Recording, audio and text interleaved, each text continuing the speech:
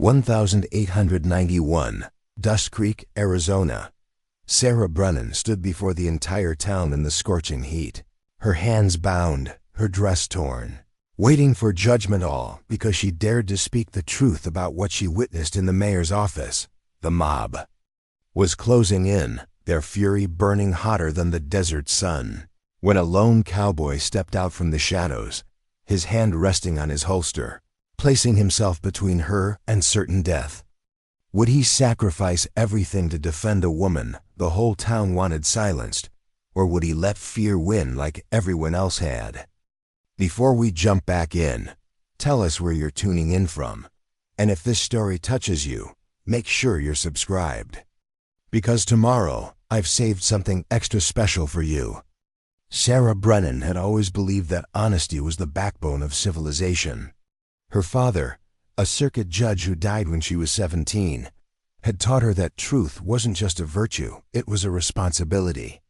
Now at 26, standing in the suffocating heat of Dusk Creek's town square, with rope burns on her wrists and hatred blazing in the eyes of her neighbors, she wondered if he'd been wrong. The morning had started like any other Wednesday. Sarah worked as a clerk at the county recorder's office, a position she'd fought tooth and nail to secure 3 years earlier. Women didn't hold such positions in Dusk Creek, but Sarah had worn down Mayor Edmund Hartwell with her impeccable penmanship. And her knowledge of legal documentation skills her father had insisted she learn despite her mother's protests that such things would make her unmarriageable.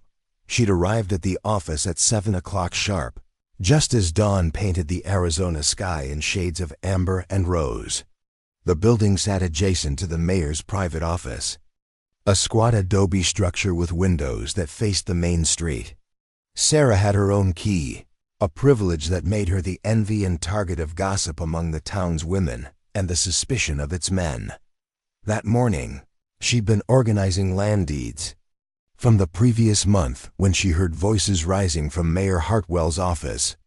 The walls were thin. She'd learned to ignore conversations over the years, understanding that privacy was part of her unspoken job description. But these voices weren't conducting normal business. They were angry, desperate, and unmistakably conspiratorial. She recognized Mayor Hartwell's smooth baritone immediately. The other voice belonged to Clayton Voss, owner of the largest cattle ranch in the territory and the man who practically owned Dusk Creek through debt and intimidation. Sarah's hands stilled on the papers as their words became clear. The Henderson family doesn't need to know their land sits on a water source, Voss was saying. We file the claim under my company name, offer them half what it's worth, and when they refuse, we wait until their crops fail. They'll be begging to sell by autumn. And the survey report? Hartwell asked, buried. I've got the only copy locked in my safe. As far as anyone knows, that land's as dry as bone. Sarah's breath caught. The Hendersons were a family of freed slaves who'd homesteaded 5 years ago, working their land from dawn to dusk, building something real from nothing. They had 4 children, the youngest barely walking. She'd filed their original claim herself, had watched Martha Henderson's hands shake as she signed her name, tears streaming down her face at the miracle of owning land. She should have walked away, should have pretended she heard nothing. But Sarah's father's voice echoed in her mind. Silence in the face of injustice makes you complicit in the crime. The rest of that morning blurred. She'd gone to Marshall Pike first, a weathered man in his 50s who'd kept the peace in Dusk Creek for 2 decades. He'd listened to her story while cleaning his rifle, his face revealing nothing. When she finished, he set down his cleaning cloth and looked at her with something between pity and contempt. Miss Brennan, Clayton Voss, provides half the jobs in this town. Mayor Hartwell was elected by a landslide. You're asking me to investigate 2 of the most powerful men in the territory based on a conversation you claim to have overheard through a wall. He leaned back in his chair. I suggest you think very carefully about the accusations you're making and whether your reputation can survive them. She'd left his office with her cheeks burning and her resolve hardening. If the law wouldn't help, she'd take it to the people. That afternoon, she'd stood on the steps of the general store during the busiest hour and told everyone who would listen exactly what she'd heard. The reaction wasn't what she expected. Some people looked away, uncomfortable but unwilling to engage. Others laughed, suggesting that perhaps the spinster clerk had invented drama to make herself interesting. But Clayton Voss's men, rough cowboys who enforced his will as much through fear as through wages, they'd reacted differently. They surrounded her, not touching but close enough that she could smell whiskey and tobacco on their breath. "That's slander," one of them had growled. "Mr. Voss could have you thrown in jail for spreading lies about a respected businessman." Or worse, another added with a smile that never reached his eyes. By evening, Mayor Hartwell himself had appeared with Marshal Pike and 3 deputies. The charges were defamation, disturbing the peace, and this one made Sarah's blood run. Cold suspicion of theft. Someone had reported that documents were missing from the recorder's office. Someone had suggested Sarah might have taken them to fabricate evidence for her wild claims. She'd been arrested before sunset.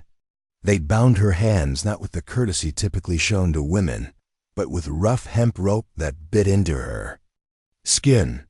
They'd marched her through town as people gathered to watch, their faces a mixture of shock, satisfaction, and carefully cultivated indifference. Now, 12 hours later, she stood in the town square as the sun climbed toward its merciless zenith. They hadn't locked her in a cell. That would have been too civilized, too official. Instead, she'd spent the night tied to a post outside the marshal's office, a public spectacle, a warning to anyone who might consider challenging the established order. The crowd had been gathering since dawn.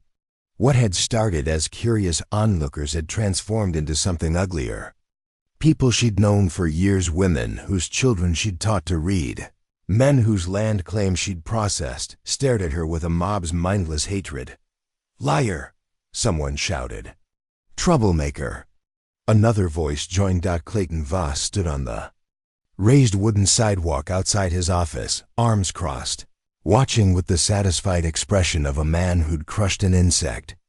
Mayor Hartwell stood beside him, occasionally shaking his head as if saddened by the whole affair. Marshal Pike addressed the crowd. "Sarah Brennan has been found guilty of slander against respected citizens and theft of official documents. The penalty, as determined by Mayor Hartwell and the town council, is public punishment and exile. She'll carry the marks of her lies and leave Dusk Creek by nightfall. Public punishment." The words sent ice through Sarah's veins despite the heat. She'd heard stories from other towns: flogging, branding, or worse. Her legs trembled, but she locked her knees and kept her chin high.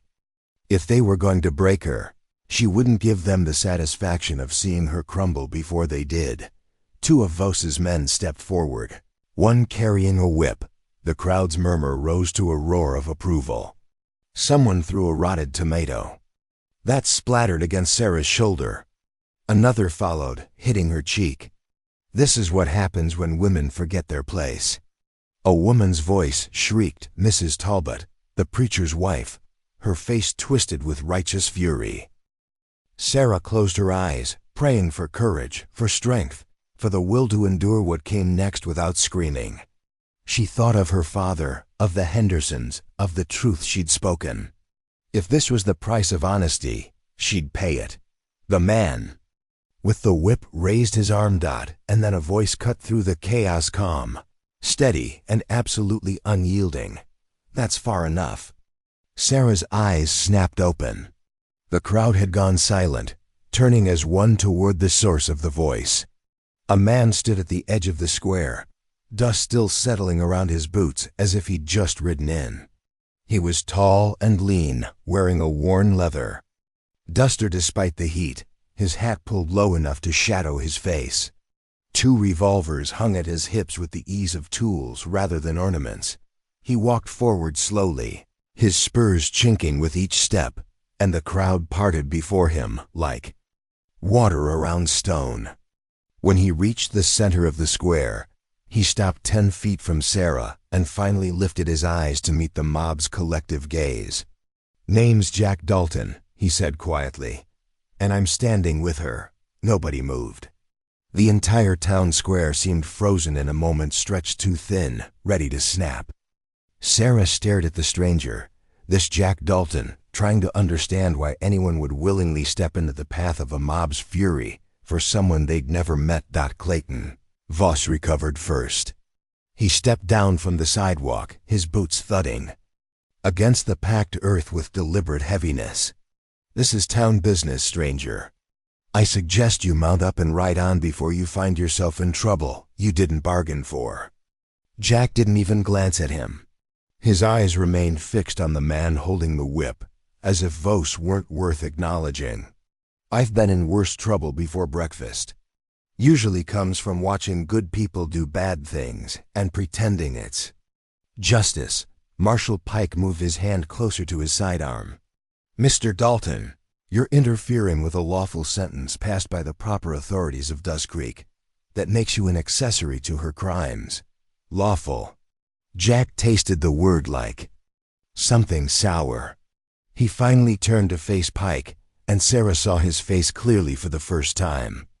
He was younger than his voice suggested, maybe 30, with a scar running through his left eyebrow and eyes that had seen too much violence to be impressed by the promise of more. "I've ridden through a lot of towns, Marshal. Seen a lot of things called lawful that were really just powerful men protecting their interests. This smells like one of those times. You calling me corrupt?" Pike's voice dropped to a dangerous register. "I'm saying you've got a woman tied up like an animal, about to be beaten in public, and the only crime anyone's mentioned is that she spoke words some important men didn't like." Jack's hand moved not to his gun, but to pull a tobacco pouch from his vest. He began rolling a cigarette with casual precision, as if he had all the time in the world. "In my experience, when the powerful work that hard to silence someone, it's usually because they're telling the truth." Mayor Hartwell stepped forward, attempting a diplomatic smile. "Mr. Dalton, I can see you're a reasonable man who's simply misinformed about the situation. Miss Brennan stole confidential documents and fabricated accusations against respected citizens. The law requires, show me the documents." Jack lit his cigarette with a match struck against his thumbnail. "Excuse me, the stolen documents, show them to me. Prove they exist and that she took them." He took a long drag and exhaled slowly. "Or admit you're punishing her for embarrassing you." The crowd's mood shifted subtly. People glanced at each other, uncertainty creeping into their bloodlust. It was one thing to punish a proven thief, another to realize they might be witnessing something else entirely. Voss sensed the changing tide. "Who the hell do you think you are, riding into our town and questioning our judgment? We don't need some drifter, Dalton." An old voice croaked from the crowd. An ancient man with a face like weathered leather pushed through to the front, squinting at Jack. "Jack Dalton? You're Tom Dalton's boy, aren't you?" Jack's jaw tightened almost imperceptibly. "I am. Thought I recognized those eyes." "Your daddy was a Texas Ranger, one of the best. Cleaned out the Kowalski gang, single-handed back in '73. What's his son doing nowadays? Trying to be half the man he was." Jack dropped his cigarette and ground it out with his heel. "He taught me that a badge doesn't make a man just, and a mob doesn't make a thing right. He'd have stood right here with this woman, and you'd have respected him for it." The old man nodded slowly. "Reckon I would have." He turned to the crowd.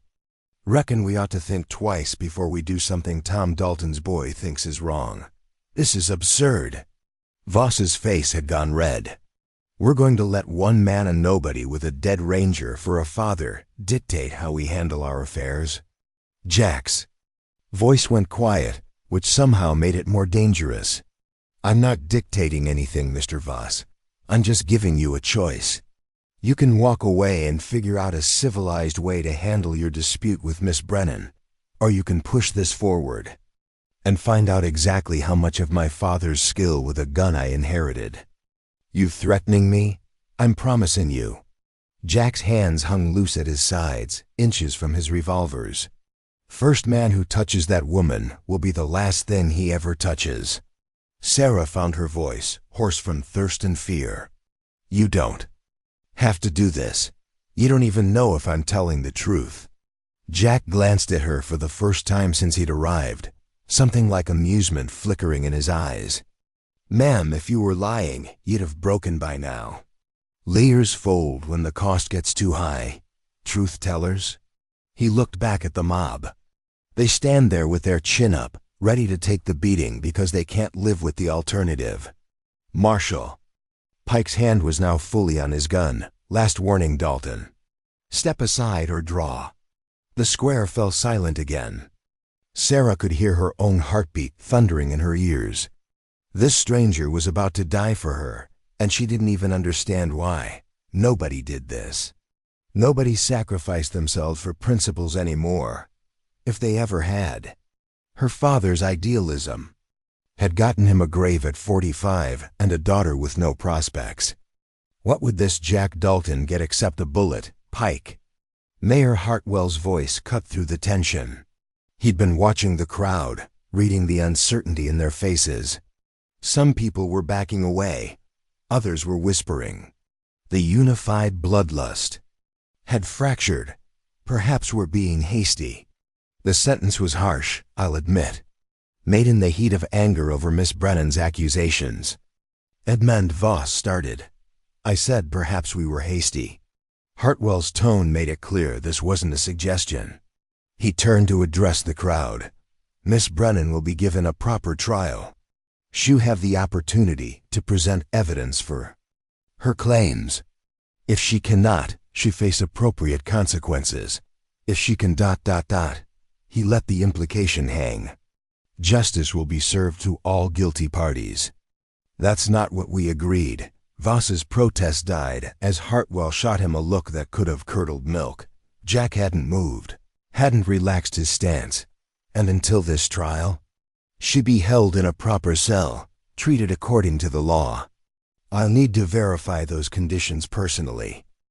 Preparing and narrating this story took us a lot of time, so if you are enjoying it, subscribe to our channel. It means a lot to us. Now back to the story. Hartwell's smile thinned. "You don't trust my word?" "I don't trust any man who is about to let a woman be whipped in the street 5 minutes ago." Jack finally moved, walking toward Sarah. The crowd scattered before him.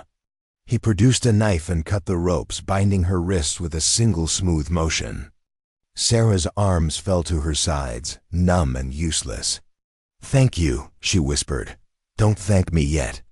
He steadied her as her legs buckled slightly. "I just bought you time. Now you've got to use it to prove you're right, or we'll both be facing that mob again, and next time I might not be able to talk them down." Marshal Pike stepped forward. "She comes with me." "She does." Jack kept his hand on Sarah's elbow, supporting her weight. "And I come too, every step, every moment. If anything happens to her, anything at all, you'll answer to me." Pike's eyes narrowed. "That sounds like a threat against a lawman." "That's a promise from Tom Dalton's son." Jack met his gaze without blinking. "Your move, Marshal." For a long moment, Pike stood there, weighing his options. Finally, he nodded curtly. "The jail, now." As they walked through the parting crowd, Sarah felt the weight of hundreds of eyes on her back. Some were angry, some confused, some perhaps she barely dared hope reconsidering their certainty. Jack's hand remained on her elbow, steady and sure, the only solid thing in a world that had tilted sideways. "Why?" she asked quietly, for his ears only. Jack's answer was barely audible over the crowd's murmuring. "Because I've stood by and watched injustice happen too many times, telling myself it wasn't my fight. I got tired of the man I saw in me." Mirror afterward, they reached the jail's door. Marshal Pike unlocked it, glancing back at Jack with undisguised hostility. "You're making enemies you can't afford, Dalton. I've been making those since I was old enough to draw. Jack's hand finally left Sarah's arm as Pike guided her inside. One more won't change much. But as the door closed between them, Sarah saw something in Jack Dalton's eyes that suggested otherwise. This fight, whatever it cost him, mattered in a way others hadn't. She just didn't understand why yet. The cell was smaller than Sarah remembered. From the outside, barely 8 feet square, with a cot that sagged in the middle and a bucket in the corner. A single barred window near the ceiling let in a shaft of afternoon light that did nothing to cut the oppressive heat. She sat on the cot, working feeling back into her rope-burned wrists, and tried to organize her thoughts into something resembling a plan. The problem was simple. She had no evidence. The conversation she'd overheard would be her word against 2 of the most powerful men in the territory. The survey report Voss mentioned was locked in his personal safe, and even if she could get to it, breaking into a private residence would only confirm their accusations of theft. Footsteps approached from the outer office. Sarah looked up, expecting Marshal Pike with stale bread and water. Instead, Jack Dalton appeared, carrying a tray with actual food stew that smelled of beef and vegetables, fresh bread, and a tin cup of coffee. Pike wasn't happy about me bringing this, Jack said, sliding the tray through the gap at the bottom of the bars. But I reminded him that starving prisoners doesn't make for good law. Sarah reached for the food, her stomach cramping with sudden hunger. She'd eaten nothing since yesterday morning. "You're still here," said I would be. Jack pulled a chair from against the wall and sat facing her cell, settling in like he planned to stay. "We need to talk about how you're going to prove your case. There's nothing to prove with.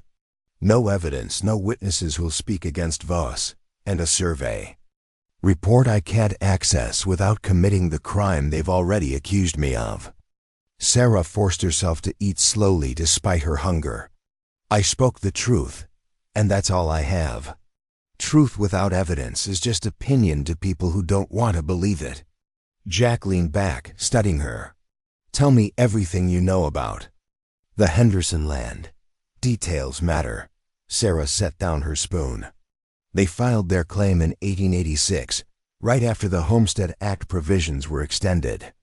160 acres in the valley northeast of town. It was considered marginal land at the time. Too far from the creek, no obvious water source. Most people thought they were fools for taking it, but they made it work. Through sheer determination. They dug a well that first year, 20 feet down before they hit water. Not much, but enough for their needs and a small vegetable garden. Their crops have struggled, though wheat mainly, some corn. They make enough to survive, barely." Jack's eyes narrowed. 20 feet to water. That's shallow for this area. It surprised everyone. Most wells around here are 50, 60 feet minimum. Which suggests what? Sarah saw where he was going. An underground water source. Closer to the surface there than anywhere else. And worth a fortune if someone wanted to develop the land commercially. Water rights in Arizona can make or break an enterprise. Jack stood and began pacing, his boots echoing off stone walls. "The survey report Voss mentioned, when would that have been commissioned?" "County surveys are public record, filed with my office." Sarah's mind raced.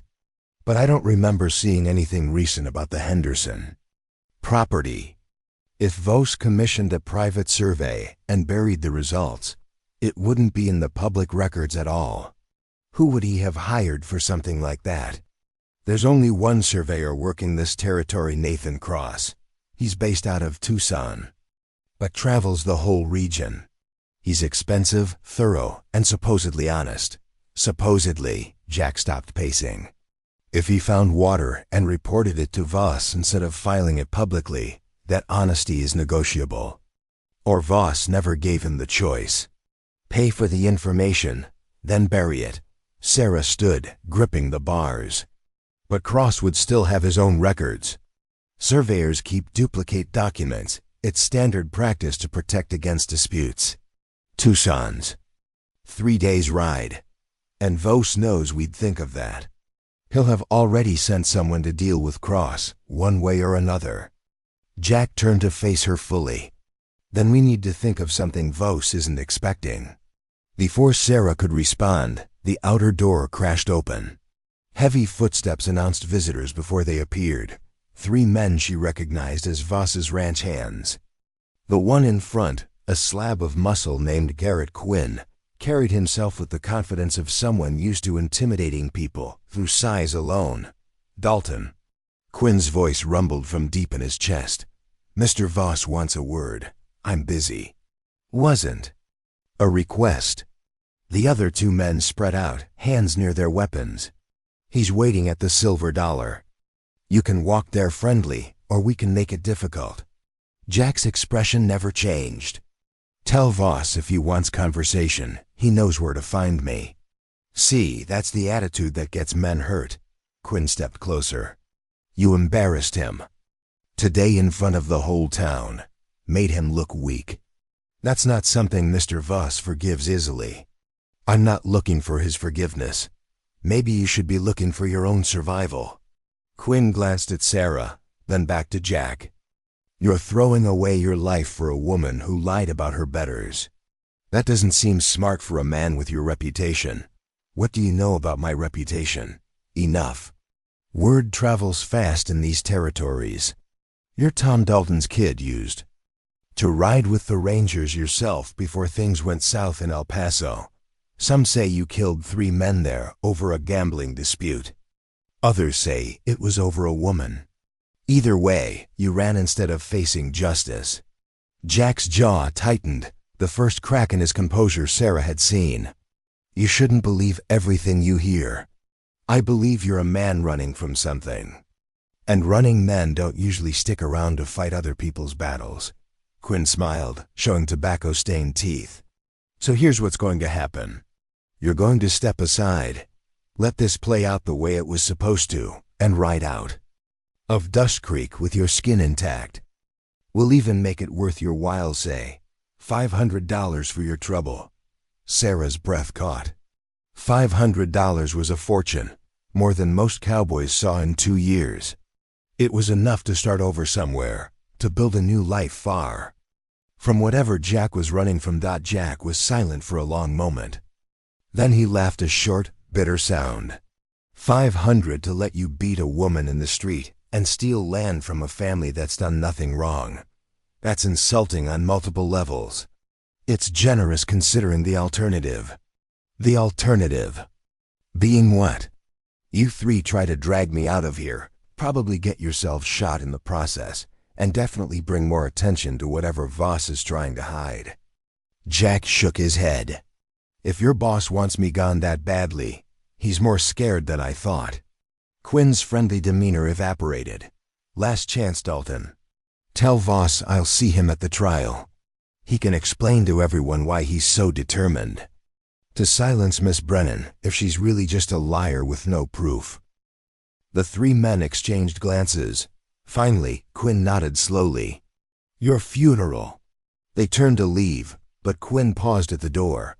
Mr. Voss says to remind you accidents happen. Fires mostly. Buildings burn, especially old wooden structures. Like this jail. Real tragedy when prisoners can't get out in time. That would be murder. Would be, if anyone could prove it was anything but an accident.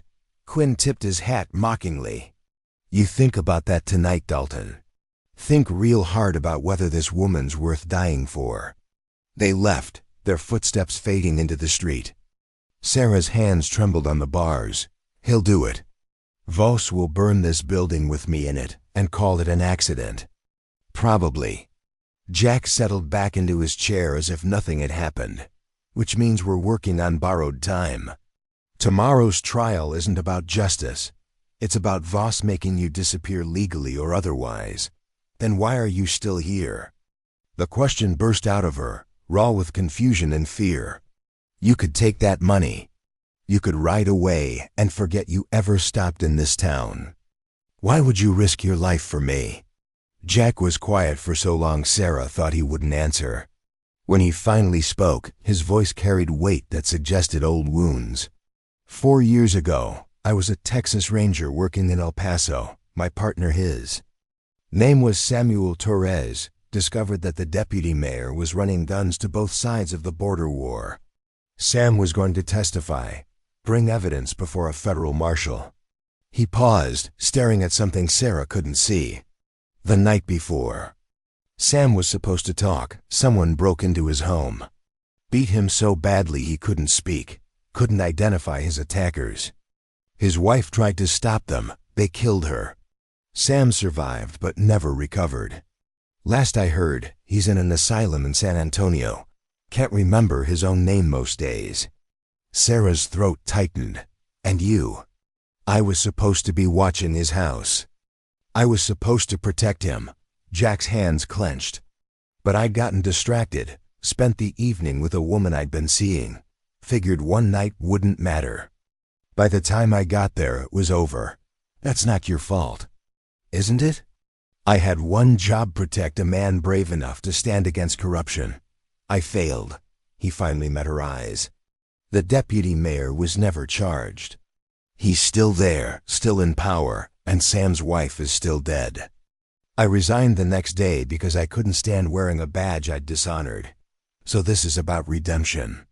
This is about not making the same mistake twice. Jack stood, moving closer to the bars. You stood up and spoke truth when it would have been easier to stay silent. That takes more courage than most people ever find. I won't let that courage get you killed because I was too much of a coward to help. Sarah felt tears sting her eyes, the first she'd allowed herself since this nightmare began.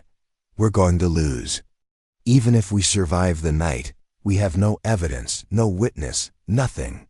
Voss will win. Maybe. Jack's voice softened. But we're not dead yet, which means the fight isn't over. My father used to say that truth has a way of surfacing when you least expect it. You just have to survive long enough to see it happen. Outside, the sun began its descent toward the horizon, painting the cell in shades of orange and gold. Somewhere in town, Clayton Voss was planning his next move. Somewhere, the Henderson family worked their land, unaware of the battle being fought over their future. And in a jail cell in Dusk Creek, Arizona, two people who'd been strangers that morning prepared to face whatever darkness the night would bring.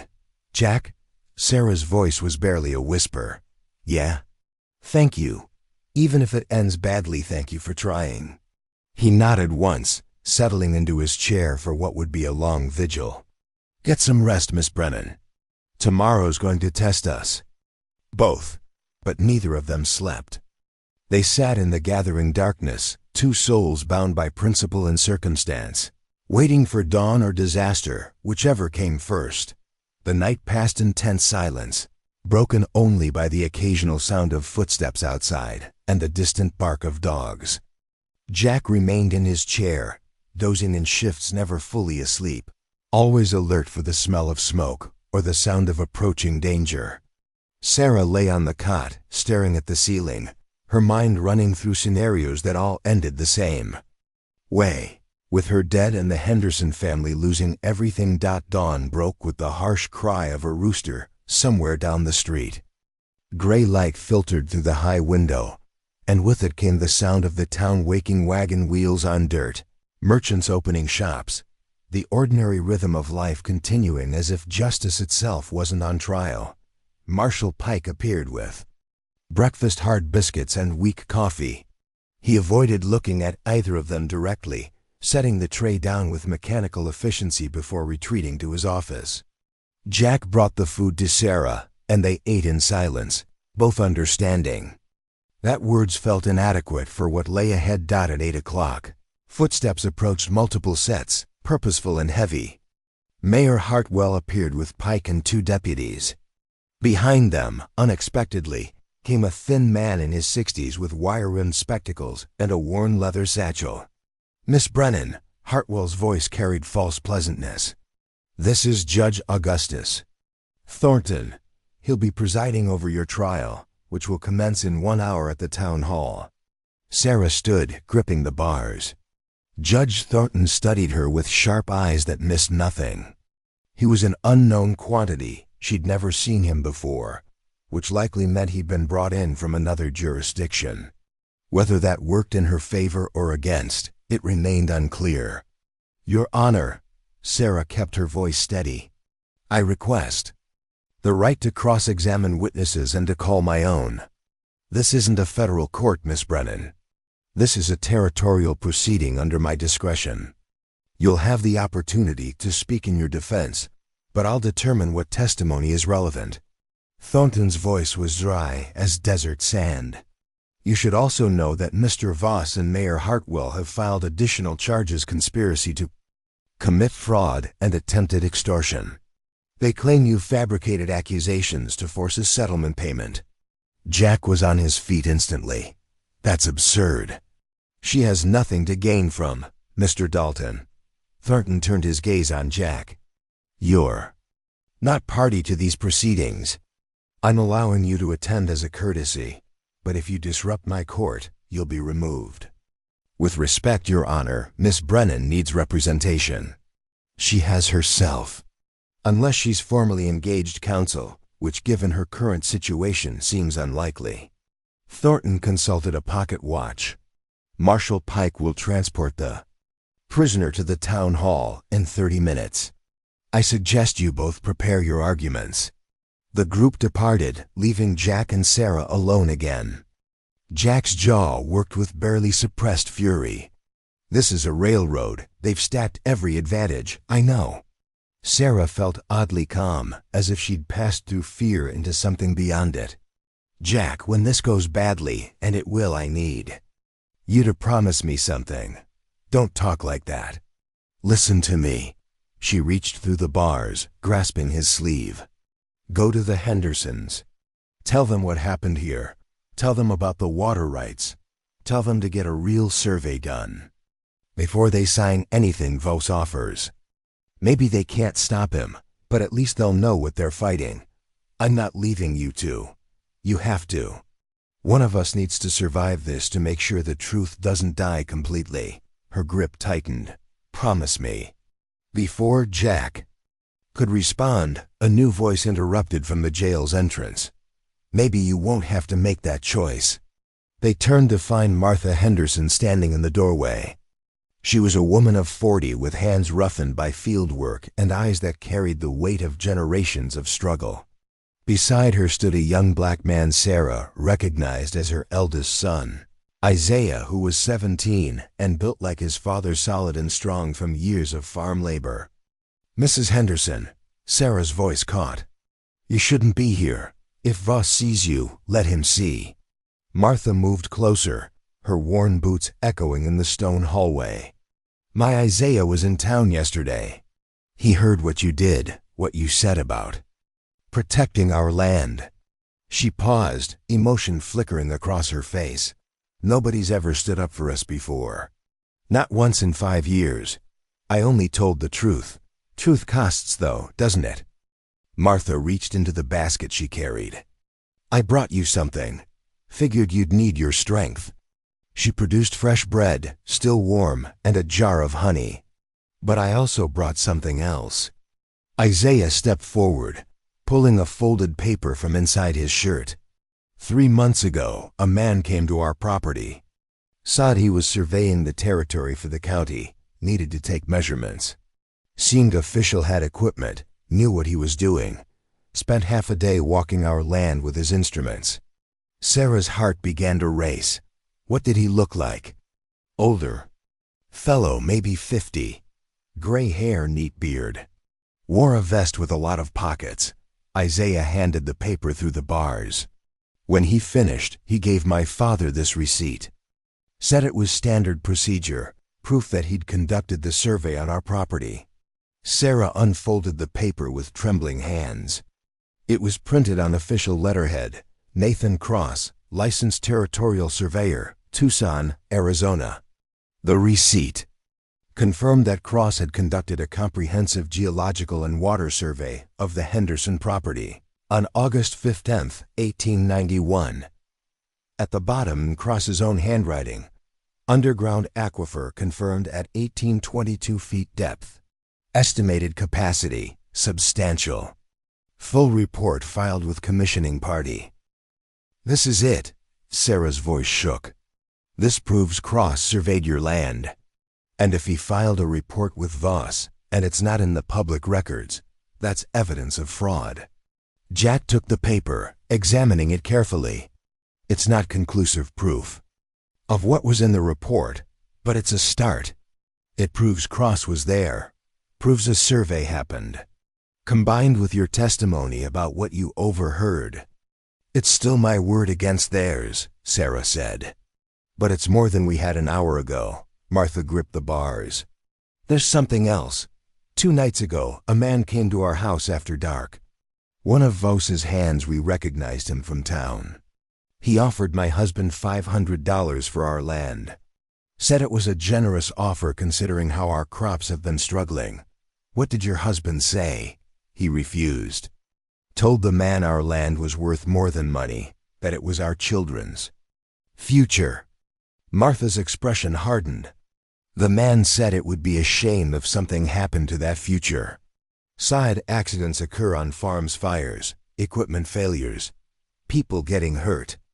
Isaiah's hands clenched into fists. They threatened my family. My little sisters. Did anyone else hear this threat? Jack asked sharply. My father and I both, Isaiah confirmed. And my mother was listening from inside the house. Would you testify to this in court? Martha and Isaiah exchanged glances. The fear was evident in their eyes. Standing against Clayton Voss meant risking everything they'd built. But something else showed there too. Determination born of knowing that silence meant losing anyway. We'll testify, Martha said firmly. We'll tell everyone what happened, what they tried to do. Maybe it won't be enough, but at least people will know. The outer door opened again, and Marshal Pike entered. Time to go, Miss Brennan. Court convenes in 20 minutes. He noticed the Hendersons and frowned. What are you people doing here? Visiting. A friend, Martha said evenly. Is that against the law now, Marshal? Pike's expression soured, but he couldn't argue. He unlocked Sarah's cell and bound her wrists again, though gentler this time, Sarah noticed. Perhaps he felt some shame about what was happening. Or perhaps he just didn't want Jack Dalton watching him too closely. As they prepared to leave, Martha caught Sarah's hand. My grandmother was born a slave. She used to tell me that courage isn't the absence of fear. It's doing what's right even when you're terrified. You got that courage, Miss Brennan. Don't let them take it from you. Sarah blinked back tears. Thank you for coming, for risking yourselves. We're not risking ourselves, Isaiah said quietly. We're fighting for ourselves. There's a difference. The walk to the town hall was a gauntlet of stares and whispers. The entire town seemed to have turned out for the spectacle. Sarah kept her head high, focusing on Jack's steady presence beside her and the weight of the receipt pressed against her palm where Pike couldn't see it. It wasn't much, a slip of paper and the testimony of a family that most of Dusk Creek barely acknowledged as human, but it was something. It was hope. The town hall loomed ahead, its doors open like a mouth ready to swallow them whole. Inside, Clayton Voss sat in the front row, confident and composed. Mayor Hartwell stood beside him, already dressed like a man attending a celebration rather than a trial.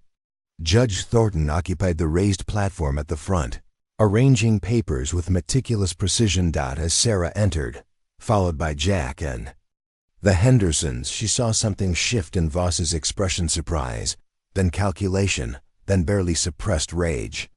He hadn't expected the Henderson family to show up. Hadn't expected them to have the courage to stand in the same room as him, much less testify. Judge Thornton struck his gavel once.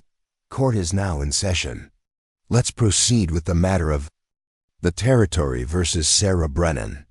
Sarah took her place at the defendant's table, Jack standing directly behind her like a sentinel. Across the aisle, Voss leaned over to whisper urgently to Hartwell, who nodded and whispered back. They were adapting their strategy, realizing the game had changed, but the game wasn't over. And for the first time since this nightmare began, Sarah thought they might actually have a chance to win it. Judge Thornton cleared his throat. "Mayor Hartwell, present your case." The trial was about to begin. Mayor Hartwell rose with the practiced ease of a man accustomed to commanding attention. He buttoned his jacket, offered the crowd a reassuring smile, and approached Judge Thornton's bench with documents in hand. "Your Honor, this case is straightforward. Miss Sarah Brennan, employed as a county clerk, violated the trust placed in her by fabricating serious allegations against two respected members of this community, myself and Mr. Clayton Voss. These accusations, made publicly and without foundation, constitute defamation of character." He paused, letting his words settle over the packed hall. Every seat was filled, and people lined the walls. This was the most exciting thing to happen in Dusk Creek in years. "Furthermore," Hartwell continued, "we have evidence that Miss Brennan stole confidential documents from the county recorder's office, presumably to manufacture proof for her baseless claims. When these documents couldn't be produced, because they never existed, she doubled down on her lies, creating a conspiracy theory about hidden surveys and stolen land." Judge Thornton adjusted his spectacles. "What documents are allegedly missing?" "Property. Assessment records for the Northeastern Valley parcels, including the Henderson homestead. 3 files, all kept in Miss Brennan's office, all now missing." Sarah leaned toward Jack, whispering urgently. "That's not true. Those files were there last week. I saw them myself." Jack kept his voice equally low. "They took them, set you up." Hartwell produced a ledger. "This is the master index maintained by Miss Brennan herself. You can see her signature here, acknowledging responsibility for these specific files. I have the county clerk from Silver Ridge prepared to testify that such files should never leave the office, and that their absence represents either gross negligence or deliberate theft." "Where is this witness?" Thornton asked. A nervous-looking man in his 50s stood from the second row. Hartwell gestured to him. "Mr. Eugene Fletcher has served as county clerk in Silver Ridge for 15 years. He's familiar with proper document handling procedures." Fletcher took the stand, was sworn in, and confirmed everything Hartwell said. His testimony was dry, procedural, and damning. Files were never to be removed. Missing documents meant theft. Sarah's signature proved her responsibility. When Hartwell finished, he returned to his seat with visible satisfaction. "Your Honor, the evidence speaks for itself. Miss Brennan committed crimes, got caught, and invented a story to deflect blame. The proper response is conviction and the appropriate sentence." Judge Thornton turned to Sarah. "Miss Brennan, you may present your defense." Sarah stood, her legs steadier than she'd expected. She'd never spoken in a court before, never argued law before a judge. But she'd spent years reading legal documents, absorbing the language and logic of justice. Her father had taught her that truth, properly presented, had power. "Your Honor, I didn't steal any documents because there was nothing to steal. Those files existed a week ago. If they're missing now, someone removed them after I was arrested, when I couldn't possibly have access to my office." "That's speculation," Hartwell interjected. "It's logic," Sarah countered. "Marshal Pike arrested me 2 days ago. I've been in custody since then. How could I have taken files that allegedly went missing during that time?" Thornton looked to Hartwell. "When precisely were these files discovered missing?" Hartwell shifted slightly. "The exact date is unclear. We only noticed their absence yesterday when we began preparing for this trial." "Convenient timing, Jack," muttered loud enough for several people to hear. Sarah pressed forward. "Your Honor, the real issue isn't missing files. It's what I overheard in Mayor Hartwell's office. I heard Mr. Voss discuss a survey report about the Henderson property, a report that found substantial water resources. I heard them plan to hide this information and cheat the Henderson family out of their land. Voss stood abruptly. This is absurd. I've never commissioned any such survey. The woman is fabricating, Mr. Voss. Thornton's voice cracked like a whip. You'll have your opportunity to testify. Sit down. Voss sat, though fury radiated from him like heat. Sarah pulled out the receipt Isaiah had given her. Your Honor, I have evidence that Nathan Cross, a licensed surveyor from Tucson, conducted a comprehensive survey of the Henderson property on August 15th of this year. This receipt, signed by Mr. Cross himself, confirms he was there and that he found an underground aquifer. She handed the paper to Pike, who brought it to the judge. Thornton examined it carefully, his expression revealing nothing. This proves a survey occurred, Sarah continued. But that survey was never filed in the public records. I would know, since filing such documents is literally my job. The question is, where did that report go? Who commissioned it, and why was it hidden? Hartwell was on his feet. Your Honor, this receipt proves nothing about the content of any alleged report. For all we know, the survey found nothing of value and simply wasn't worth filing. Then let's ask Mr. Cross, Sarah said. Subpoena his records. Have him testify about what he found. Mr. Cross is not available, Voss interjected, unable to contain himself. He's traveling the territory, could be anywhere. We can't delay justice. Waiting for the truth? Jack's voice cut through the room. Seems like justice should wait as long as it takes to get that. Thornton struck his gavel. Order, Mr. Dalton, another outburst and you're removed. He turned back to Sarah. Do you have any other evidence or witnesses? I do, Your Honor. I call Martha Henderson to testify. A murmur ran through the crowd. Martha stood from where she'd been sitting with her son, her Sunday dress clean but worn, her posture proud despite the weight of dozens of hostile eyes. She walked to the stand with measured steps and placed her hand on the Bible as Marshal Pike administered the oath. Mrs. Henderson, Sarah began, her voice stronger now. How long have you owned your property? 5 years this October. My husband and I filed our claim in 1886. Has anyone approached you recently about purchasing your land? Martha's jaw set. Yes, ma'am. 2 nights ago, one of Mr. Voss's ranch hands came to our house after dark. Offered us $500 for our property. Did he say why Mr. Voss wanted to buy it? Said our crops were struggling, that we'd be better off taking the money and moving on. What did your husband say? He refused. Told the man our land was our children's inheritance, that we'd worked too hard to give it up for any price. Sarah glanced at the jury. 12 men, all of them white, most of them landowners themselves. What happened after your husband refused?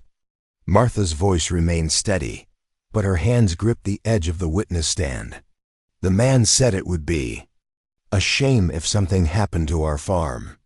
Side accidents occur, fires, equipment breaking, people getting hurt. He was very clear that our children might be in danger if we didn't accept Mr. Voss's generous offer. The room erupted in whispers. Thornton gavelled for silence. That's a lie. Voss shouted, standing again. I never authorized any threats. If one of my men, so you admit you sent someone to make the offer? Sarah pounced on the admission. Voss caught himself too late. It was a legitimate business proposal, nothing more. Did you tell your employee to threaten the Henderson family? If they refused? Of course not. Then why did he make those threats? What motivation would he have unless he was acting on your orders? Hartwell intervened. Your Honor, Mrs. Henderson's interpretation of a business conversation is hardly evidence of wrongdoing. Perhaps she misunderstood. I didn't misunderstand anything, Martha said, her voice ringing clear. I know a threat when I hear one. So did my husband. So did my son, who heard every word. Sarah turned to the judge. Your Honor, I'd like to call Isaiah Henderson as well. Objection, Hartwell said quickly. The boy is 17. Hardly a reliable witness. He's old enough to work his family's farm, old enough to be tried as an adult if he committed a crime. Sarah countered. He's old enough to tell the truth about what he heard. Thornton considered. I'll allow it. Isaiah took the stand, and his testimony corroborated his mother's exactly. The same threats, the same implications, the same barely veiled promise of violence if the Hendersons didn't sell. His youth worked in his favor. There was no guile in his delivery, no lawyer's polish. Just straightforward truth. When he finished, Sarah returned to her position. Your Honor, these pieces fit together. Mr. Voss discovered valuable water resources on the Henderson property through a private survey.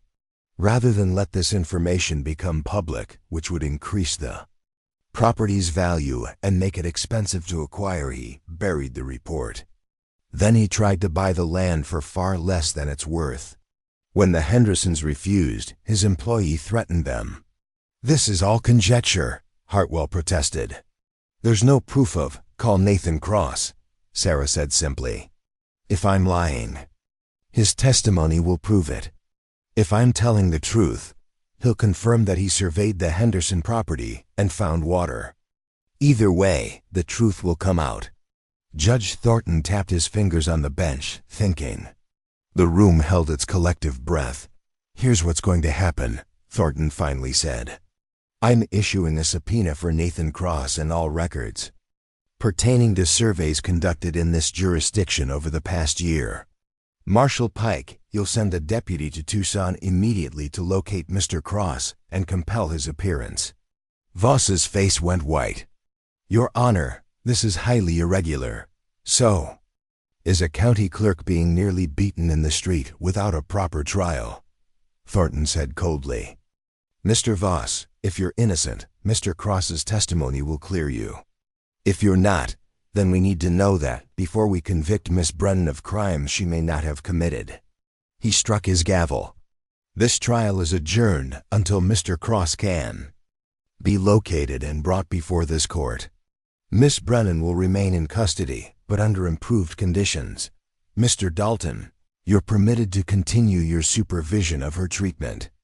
The gavel fell again, final and decisive. Sarah's knees nearly buckled with relief. They'd won a delay, bought time, kept hope alive. It wasn't vindication yet, but it was a chance, a real chance to prove the truth. As Marshal Pike led her back toward the jail, Sarah caught Martha Henderson's eye. The older woman nodded once, a warrior's acknowledgement of a battle well fought. But as they passed Clayton Voss, Sarah saw his expression, and ice flooded her veins. He wasn't worried. He wasn't afraid. He was planning something, and whatever it was, it would happen before Nathan Cross could ever testify. The afternoon sun cast long shadows through the jail window as Sarah sat on her cot, exhaustion finally catching up with her. The trial had drained something fundamental from her reserves, not hope, exactly, but the adrenaline that had kept her moving forward. Now in the quiet aftermath, reality settled in like dust after a storm. Jack stood by the window, watching the street with the vigilance of a man who'd learned to read danger in the way people moved. His hand rested near his gun, a gesture so natural he probably didn't realize he was doing it. They'll come tonight, he said quietly. Sarah looked up. How do you know? Because Voss can't afford to wait. Every hour that passes is another hour for that deputy to find Nathan Cross, another hour for people in this town to start questioning what they've been told. Jack turned from the window. He needs to end this before Cross testifies, which means eliminating you before that can happen. And you think he'll risk attacking the jail? I think he'll make it look like something else. An escape attempt gone wrong. A fire that tragically claimed your life before anyone could react. Jack's expression was grim. He's got resources, men who'll do what he asks without questioning it. All he needs is the cover of darkness. Sarah wrapped her arms around herself despite the heat. So what do? We make sure we're not here when they come. You're talking about an actual escape. That would make me guilty of exactly what they're accusing me of. It would keep you alive long enough to prove your innocence. Jack moved closer to the bars separating them. Look, I know it goes against everything you believe in, trusting the system, following the law. But the system is rigged against you. Right now. Sometimes survival means knowing when the rules have stopped serving justice. Before Sarah could respond, footsteps approached, quick and light, not the heavy tread of Marshal Pike or his deputies. A young girl appeared, maybe 13, wearing a faded calico dress and clutching a covered basket. She glanced nervously over her shoulder before approaching the cell. "Miss Brennan?" Her voice was barely above a whisper. "Yes?" "I'm Lucy Garrett. My ma sent me." She pushed the basket through the gap under the bars. "She said to tell you there's more than food in there, and you should look careful like when nobody's watching." Sarah recognized the name Rebecca Garrett, ran the boarding house, and was one of the few women in town who'd ever treated Sarah as more than an oddity to be tolerated. "Tell your mother thank you." She also said to tell the cowboy that the back alley behind the general store doesn't have a lamp, and the watchman makes his rounds every 2 hours, starting at sundown. Lucy's eyes were wide with fear and excitement. "She said you didn't hear that from her." Jack knelt to the girl's level. "Your ma's a brave woman. So are you coming here. Mama said when good people need help, you help them, even if it's scary." Lucy glanced toward the outer office again. "I gotta go before the marshal sees me." She disappeared as quickly as she'd arrived, her light footsteps fading into the street sounds. Sarah pulled the basket close and lifted the cloth covering. Beneath, bread and cheese, wrapped in oilcloth, lay a small file and a key. "Rebecca must have made an impression of Pike's key somehow," Jack said, examining it. "And that file will work on window bars if we have enough time. You're seriously considering this?" "I'm seriously considering keeping you alive." Jack stood, returning to his position by the window. "But it's your choice, Sarah. We can wait here. Trust that the law will work the way it's supposed to. Hope that Voss doesn't get to us first. Or we can take control of our own fate." Sarah stared at the key, this small piece of metal that represented a choice between principles and survival. Her father's voice echoed in her memory. "The law is only as good as the people enforcing it. When it fails, good people must find other ways to ensure justice." She'd always interpreted that as a call to work within the system, to fix it from the inside. But what if the system was too broken to fix from within? What if the only way to expose the truth was to survive long enough to bring it to light? "If we run," she said slowly, "where would we go?" "Tucson. Find Nathan Cross ourselves before Voss's people can silence him." Jack turned to face her. "It's 3 days hard riding, maybe 4. Dangerous, especially with people looking for us. But it's a chance, and if we can't find him, then at least we tried. At least you're alive to keep fighting." Sarah made her decision. "Tonight then.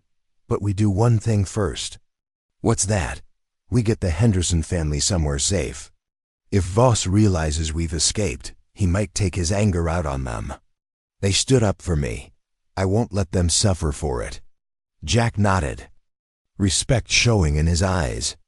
"There's a family outside town, the Michelsons.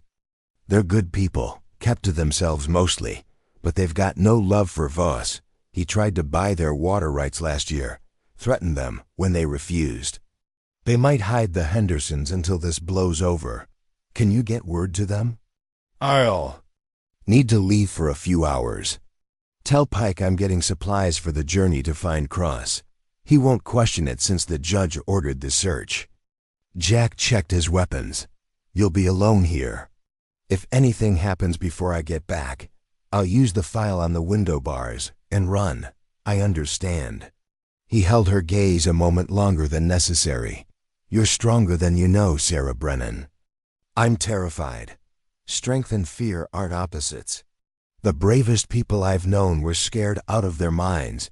They just didn't let it stop them." He moved toward the door, then paused. "Few hours. I'll be back before sunset."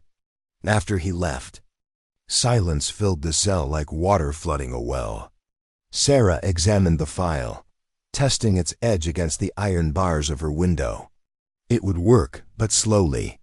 She'd need at least an hour of uninterrupted effort. She forced herself to eat the food Rebecca had sent, knowing she'd need strength for what lay ahead. As she ate, she noticed a small piece of paper tucked into the bread, a note in careful handwriting. My daughter died from fever last year. The doctor wouldn't come because I couldn't pay. Men like Voss decide who matters in this town and who doesn't. You matter, Miss Brennan. Don't let them convince you otherwise. Harji. Sarah folded the note carefully and tucked it into her sleeve, a reminder that she wasn't as alone as she'd believed. Even in a town that seemed unified against her, there were people who understood, who cared, who risked themselves for justice. Time crawled forward. The afternoon heat peaked and began its slow decline toward evening. Sarah dozed fitfully, conserving energy, waking at every sound from the outer office. Marshal Pike came once to check on her, his expression troubled. He looked like he wanted to say something but couldn't find the words. Finally, he just locked the door again and left. Shadows lengthened. The quality of light changed from bright gold to amber to the first hints of purple at the edges. Sarah's nerves stretched tighter with each passing minute. Where was Jack? Had something happened to him? Just as true worry began to set in, she heard his distinctive footsteps, measured, confident, the faint chink of spurs. He appeared at the cell, and relief flooded through her. It's done, he said quietly. The Hendersons are safely at the Michelson place. They've got supplies for a week, and Michelson's eldest son is standing watch. Voss won't find them easily. Thank you. Don't thank me yet. Getting them out without being seen was tricky. Pretty sure one of Voss's men spotted me coming back into town, which means they'll be watching closer now. He glanced toward the outer office, where Pike was presumably at his desk. We need to move our timeline up. As soon as it's full dark. We go. What about the watchman's rounds? I'll handle him. You just be ready to move fast and quiet when I give the signal. Sarah nodded, her heart hammering against her ribs. This was really happening. In a few hours she'd either be free and running for her life or dead. There didn't seem to be much middle ground. As twilight deepened into night, Jack positioned himself casually near the outer door, watching through the window. Pike had lit the lamps, and Sarah could hear him shuffling papers, the ordinary sounds of a man finishing his workday. Did he know what was planned for tonight?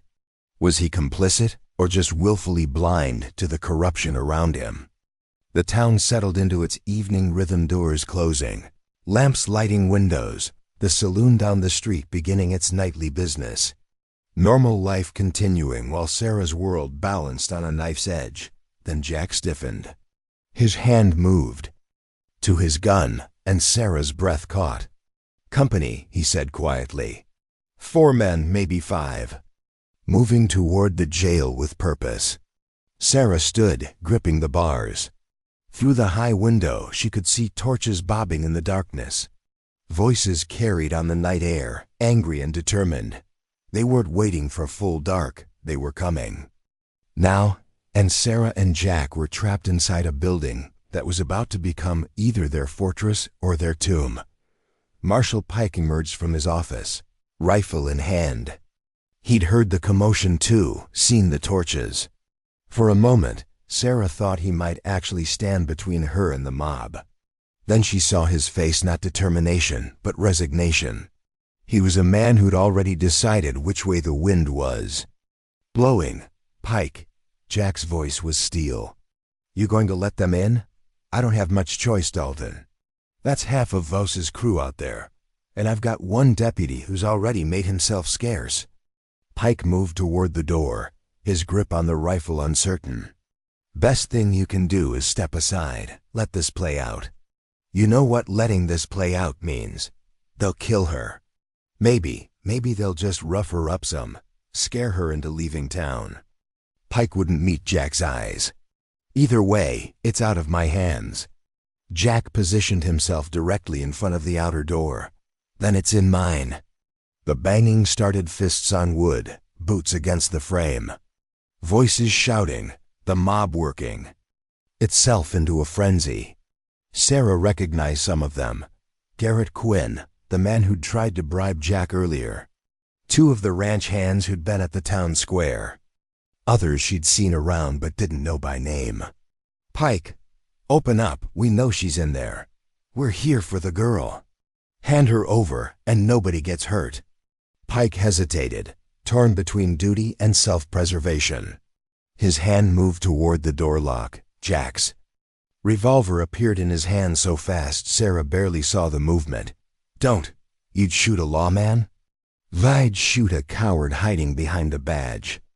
Jack's voice was calm, but his eyes were ice. You took an oath, Pike. Time to decide if it meant anything. Before Pike could respond, the door exploded inward. They'd stopped asking and started acting, 3 men with a battering ram, the door's lock shattering under the impact. The mob poured in like a flood, Garrett Quinn at the front, his face twisted with liquor and rage. Jack's first shot took Quinn in the shoulder, spinning him around. The second man through the door caught a bullet in the leg and went down screaming. The third hesitated, and that hesitation saved his life. Jack's gun tracked to him, but didn't fire, giving him time to scramble backward into the night. Next man through that door dies. Jack's voice cut through the chaos.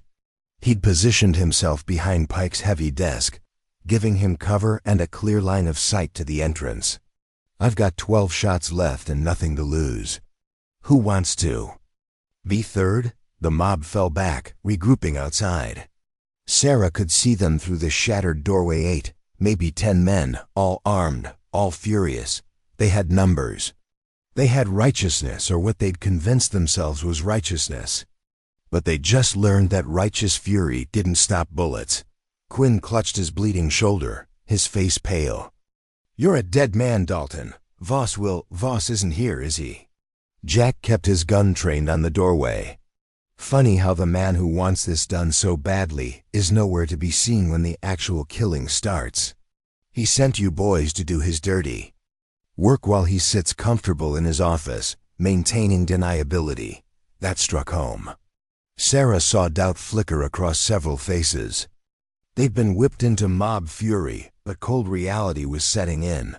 2 of their number were bleeding.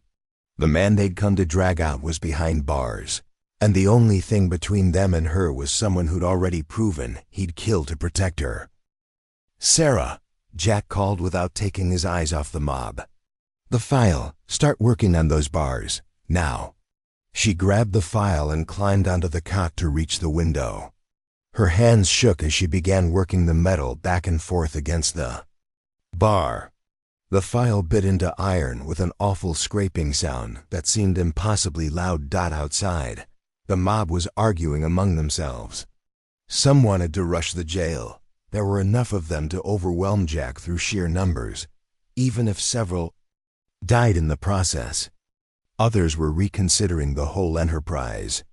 Getting worked up about punishing a woman who'd insulted their boss was one thing. Actually dying for it was another. Pike had pressed himself against the wall, trying to become invisible. His rifle lay forgotten on the floor. Sarah realized with bitter clarity that this was the kind of man the law had become in Dusk Creek. Not evil, exactly, just weak. Too weak to stand for anything when standing had a cost. They're going to try fire, Jack said, reading the mob's body language. Someone just ran toward the general store, probably getting kerosene. Sarah's arms burned as she sawed at the bar. The file was working, slowly, but she needed at least 20 more minutes. They didn't have 20 minutes, then cutting through the night came the sound of hoofbeats, multiple horses, moving fast. The mob turned, confusion replacing fury as a group of riders materialized from the darkness. 6 horses, 6 riders, all heavily armed. At the front rode a man in his 60s with a marshal's badge gleaming on his vest. His face was weathered and hard, his eyes the kind that had seen every variety of human wickedness and been disappointed, but not surprised. Behind him rode 5 deputies, all carrying rifles, all looking like men who knew their business. Federal Marshal William Cortez. The lead rider's voice boomed across the square. I'm here on orders from the territorial governor to investigate corruption charges in Dusk Creek. Everyone drop your weapons. Now, the mob froze. Federal authority trumped local politics. And these weren't men playing at law enforcement. These were genuine lawmen with genuine power. Marshal, one of Voss's men tried. This is just a local matter, nothing that concerns. Attempted murder of a prisoner in custody concerns me plenty. Cortez dismounted, his deputies spreading out to cover the mob. I've got testimony from a surveyor named Nathan Cross about fraudulent land schemes. I've got documents showing Mayor Hartwell and Clayton Voss conspiring to defraud homesteaders. And I've got a witness in Tucson who saw Voss's men trying to bribe Cross into disappearing before he could testify. Sarah's hands stilled on the file. Nathan Cross had already talked. The evidence was already in federal hands, Cortez continued, his voice carrying to every corner of the square. We've been investigating Voss's operation for 6 months. The governor got wind of irregularities land sales that didn't make sense. Families forced off properties under suspicious circumstances. When we heard about Miss Brennan's accusations, we accelerated our timeline. He turned to the mob. You boys were about to lynch the one person brave enough to speak truth about crimes we've been documenting for half a year. I suggest you think real hard about whether you want federal conspiracy charges added to the assault charges you're already facing. The mob dissolved. Men dropped weapons and scattered into the darkness like roaches when a lamp lights. Quinn, still clutching his shoulder, was grabbed by 2 deputies. Others who'd been too slow or too drunk to run were rounded up efficiently. Cortez approached the jail, stepping over debris from the broken door. His eyes found Jack first. Tom Dalton's boy. Heard you'd been drifting since El Paso. Glad to see. You landed on the right side of this. You knew my father? Rode with him twice, good man. Taught me that sometimes the law needs citizens willing to stand in the gap when officials won't. Cortez's gaze shifted to Pike, who'd gone even paler. Marshal Pike, you're relieved of duty pending investigation into your conduct. I'll be recommending the territorial governor appoint someone with an actual spine. Pike said nothing, just stared at his boots. Cortez finally looked at Sarah, still standing on the cot with the file in her hand. Miss Brennan, the governor sends his apologies. You did the right thing and nearly died for it. That's not how justice is supposed to work. Is it over? Sarah's voice came out small, exhausted. Is it really over? The criminal case against you is dropped. The case against Voss and Hartwell is just beginning. Cortez produced a key and unlocked her cell. You're free to go. Sarah stepped out, her legs unsteady. The world tilted slightly. And Jack was there, steadying her with a hand on her elbow. She looked up at him, the stranger who'd risked everything for principles most people only talked about. You knew, she said quietly, when you stood up for me in the square. You knew federal marshals were coming. No, Jack's answer was honest. I hoped the law would catch up eventually, but I couldn't count on it. I stood with you because it was right, not because I knew we'd win. Marshal Cortez supervised as his deputies began processing arrests. More townspeople emerged from their homes, drawn by the commotion. Word spread quickly. Voss was finished. The federal government had evidence of fraud, extortion, and conspiracy. Mayor Hartwell was already talking, throwing Voss under the wagon.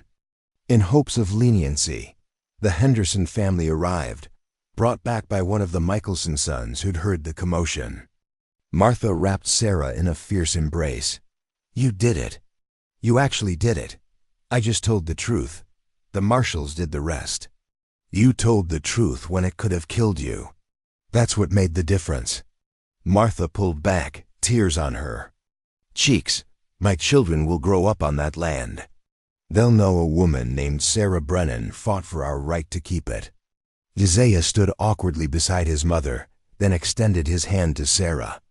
"Thank you, Miss Brennan, for seeing us as worth fighting for." The words broke something in Sarah's chest. She'd been fighting for principles, for justice, for truth, but she'd also been fighting for this family, for their right to exist, to prosper, to be treated as human beings deserving of dignity and fairness. As dawn approached, the full scope of Voss's crimes emerged. He'd been running land schemes across 3 territories, using variations of the same playbook: find valuable land held by vulnerable owners, suppress information about its true worth, acquire it through pressure or fraud, then sell it at enormous profit to developers or ranchers who didn't ask questions. The Henderson property was just one target among dozens. If Sarah hadn't overheard that conversation, if she hadn't spoken up, if Jack hadn't stood with her, the pattern would have continued. "What happens now?" Sarah asked Jack as the sun rose over Dusk Creek, painting the desert in shades of rose and gold. "For you, whatever you want. You're cleared, vindicated. The territory owes you a debt." Jack leaned against the jail's outer wall, exhaustion finally showing on his face. "For me? I'll probably drift again. It's what I do." "You could stay, could I?" He smiled, but there was sadness in it. "Towns like this don't usually want men like me around once the shooting stops. Too much reminder of violence, of how close things came to falling apart. This town needs someone willing to stand for what's right, someone with actual courage." Sarah surprised herself with her boldness. "The territorial governor will appoint a new marshal. Maybe someone who learned law enforcement from a Texas Ranger might be qualified." Jack looked at her carefully. "That's a dangerous thing to offer someone with my history. Your history is that you stood between an innocent woman and a mob that wanted her dead. That's the only history that matters to me." Before Jack could respond, Marshal Cortez approached. "Dalton, got a minute?" They stepped aside, speaking in low tones Sarah couldn't hear. She watched Jack's expression change: surprise, resistance, then slowly, cautiously, something that might have been hope. When they returned, Cortez addressed Sarah. "Miss Brennan, I'm recommending you to the governor for a commendation. What you did took remarkable courage. The territory needs more people willing to stand up when they see wrong, regardless of the cost. I just did what anyone should do. But most don't. That's what makes it remarkable." Cortez tipped his hat. "My deputies and I will be in Dusk Creek for a few more days, wrapping up the investigation. If you need anything, you let me know." After he left, Sarah turned to Jack. "What did he say to you?" "He offered me a deputy marshal position. Federal appointment, working investigations across the territory." Jack shook his head, still processing. "Said they need people who understand how corruption works from the inside, who aren't afraid to stand against it. That's exactly what you need.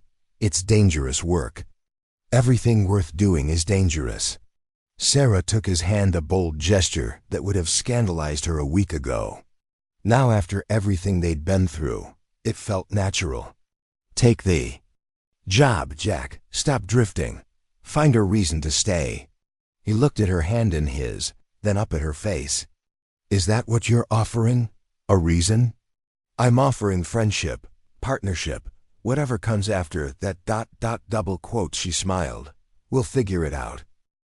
Around them, Dusk Creek was waking to a new day. Shops opened. People emerged to survey the damage from the night's chaos. The old order had shattered, and something new would have to grow in its place. It wouldn't be easy. People who'd supported Voss would resist change. Others who'd stayed silent would have to face their complicity. The Henderson family would face prejudice that wouldn't disappear just because the law had sided with them. Real change never came easy, but it would come. Sarah had proven that truth could prevail, that ordinary people standing up could shift the balance when those in power abused their positions. She'd paid a terrible price for that lesson. The rope burns on her wrists would scar, and the fear would haunt her dreams for years. But she'd also discovered something precious. Courage wasn't the absence of fear. It was acting despite fear because the alternative was accepting injustice. 3 months later, Sarah stood in her newly reopened county recorder's office, reviewing land deeds with meticulous attention. The territory had reinstated her position with an official apology. Mayor Hartwell was awaiting trial in Tucson. Clayton Voss had disappeared, rumor said Mexico, though nobody knew for sure. His ranch had been seized to pay restitution to the families he'd defrauded. The Henderson farm was thriving. With their water rights secured and Voss's threats removed, they drilled a deeper well and expanded their crops. Their success was inspiring other families to homestead in the valley, slowly changing the composition of Dusk Creek into something more diverse, more resilient. And Jack Dalton wore a deputy marshal's badge, riding circuit through the territory, investigating corruption and standing between the powerful and their victims. He came through Dusk Creek every few weeks, and each visit lasted a little longer. The last time, he'd stayed for dinner at Sarah's small house. They'd talked until midnight about cases he was working, reforms Sarah was advocating, the slow evolution of justice in a territory still finding its identity. Neither had spoken about the future they might be building together. Some things didn't need words yet. Sarah locked her office as the sun set, walking home through streets that felt safer now.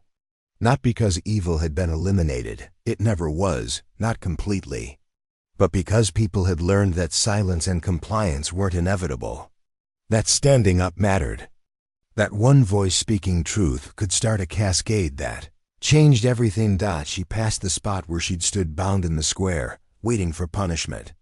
The memory still had power to make her hands shake, but she didn't look away from it. That moment was part of her now, part of her story. The day she'd been punished for speaking her mind, and the day a cowboy had stood between her and an angry town, proving that courage was contagious. A dot in her pocket, she carried a letter that had arrived that morning.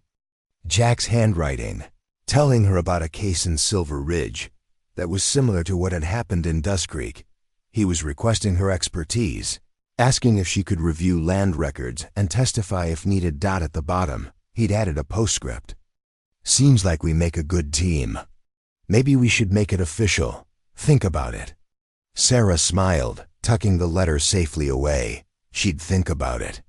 But she already knew her answer. She'd learned that truth was worth fighting for. And she'd learned that when you fought for truth, you sometimes found something else along the way. People who fought beside you, who saw your courage and matched it with their own, who turned a terrifying moment into the beginning of something better. The sun set over Dusk Creek, Arizona, painting the desert in shades of purple and gold. And Sarah Brennan walked home, free and vindicated, ready for whatever tomorrow brought, because she'd learned the most important lesson of all. Justice didn't happen by accident. It happened when ordinary people found extraordinary courage and refused to be silenced, especially when the whole town stood against them. Up next, you've got 2 more standout stories right on your screen. If this one hits the mark, you won't want to pass these up. Just click and check them out.